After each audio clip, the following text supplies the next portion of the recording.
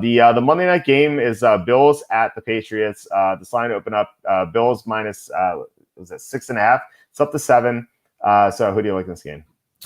I like the Bills. We haven't seen the Patriots being eliminated from the playoffs in 11 years, so it's kind of hard to predict how they're going to respond to this.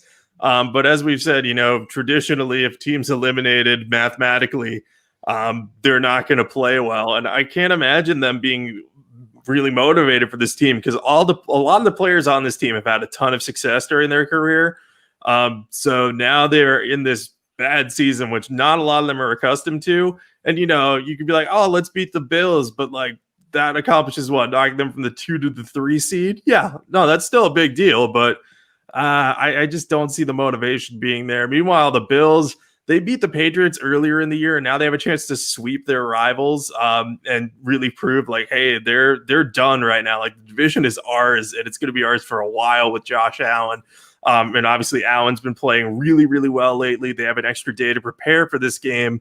I don't see why the Patriots would be motivated for this. I mean, 7 points in Gillette Stadium is a lot, but I could see Buffalo rolling in here and scoring first, and the Patriots just putting up nothing on offense and losing like 35-3 or something like that. So I'll be on the Bills here. I'm not going to bet super heavily on this. But I think they're the right side, especially with Stephon Gilmore hurt and gone, because the Patriots secondary no longer matches up really well with the Bills receivers. Yeah. So this is the first time they've been eliminated from the playoffs since 2008. But so like, what's the weird thing is here? Like, is that so the Patriots missed the playoffs twice ever since Tom Brady became the starting quarterback in 2008. When Brady was hurt, and 2002, which is Brady's second year. But what's strange is that they never played a game in which they were eliminated from the playoffs. Because in both those seasons, they had a chance to get into the playoffs in week 17. In 2008, they finished 11-5, so they're still alive in week 17. And in 2002, they needed to win. They needed to beat the Dolphins, which they did in overtime. And they needed the Jets to lose to the Packers, which like the Packers were like 12-4 that year. So the Packers were favored in that game, but the Jets ended up winning.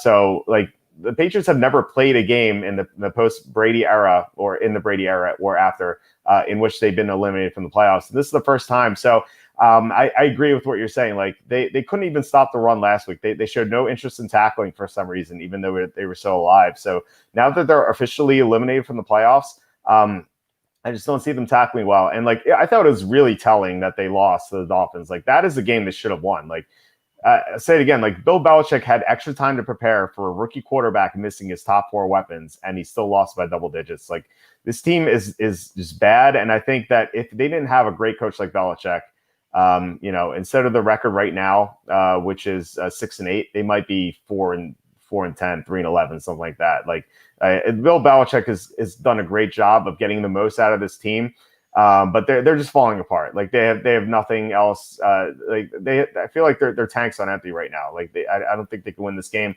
And meanwhile, the Bills, I think they're going to be motivated, even though like this game probably doesn't mean that much.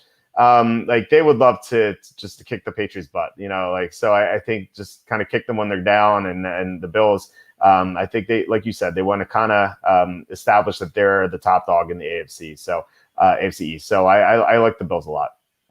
Yeah, I think it's just the right time to move on from the Patriots at this point. Like they pulled off some nice covers this year, but it's not going to happen again. They're done. They're building for next year. They got to figure out what they're going to do at quarterback and how they're going to find some offensive weapons. They have a lot of work to do.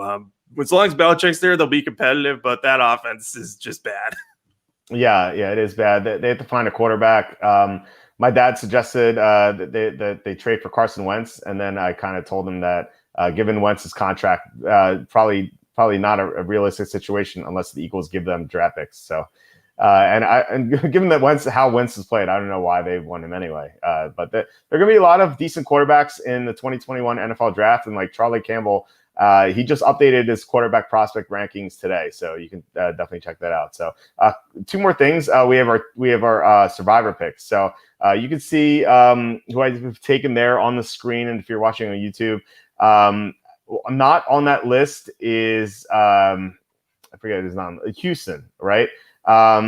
Obviously, like if I would have taken Houston, that would have been a loss early in the year. But they're playing the Bengals, and they're not the most ideal pick. Like I'd rather have the Chiefs, but I've taken them already. I'd rather have the Ravens. I've taken them already. I'd rather have the Browns, but I've taken them already. So I'm going to take Houston, but I'm not very happy about it. I think I have the Browns still open, so they're like the obvious pick because they can beat the Jets in their sleep. I feel like I say that now that they're probably going to lose like 20-0, but I'm pretty confident that Baker Mayfield will stay hot and do really well against the Jets. So if you have the Browns play them, I mean, if you're still alive at Survivor at this point, well done. I've been out for a very, very, very long time. Yeah, no, same here. Back in week 1 when the Colts beat the Jaguars, and that was Jaguars' only win until this week when they beat the Bears. So we'll see about that. Also, the teaser of the week. So I was kind of looking at this. I think what I would go with right now is Rams plus 7.5, plus 7.5. And also the Steelers plus 7.5. That's what I would do right now. I think those teams keep the games close. So I don't know if you had any input. Yeah, I like both of those. I would consider doing the Eagles and moving them to I think it would go to 3.5 on the other side if I'm doing my math correctly. So they'd be 3.5 point underdogs. I know you're not going through as many key numbers, but I mean, I think they're going to win that one pretty easily. So having them as an underdog is just gravy at that point. So any of those 3 teams would be good. Yeah. Or you could do a money line underdog parlay with the Falcons and the Jaguars, and maybe I don't know what $100 to pay out. It wouldn't be 1.3 million, but it would be a heavy amount, and that'll probably lose, but it'll be fun nonetheless. So yeah, that is it for this week. Do you have anything to plug? Yeah, you can follow me on Twitter at Jacob Kamenker. I'll be tweeting out my picks. Hopefully, I did well last weekend, and then Sunday was not good. So hopefully we can fix Sunday a little bit, get it better there. And you can follow at SN_fantasy. Tweet the latest fantasy news, highlights, DFS lineups, rankings. If you're still alive in fantasy, it's championship week. So best of luck.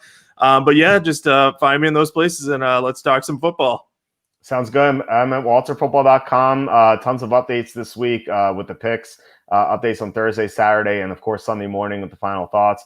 Updated 2021 NFL mock draft. I'm excited to do it with the Jaguars on top for 1 week.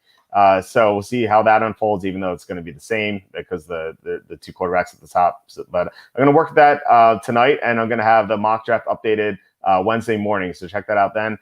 Charlie Campbell has a ton of draft content for you to look at. So he's the best draft analyst in the business, I think. So definitely check out his content.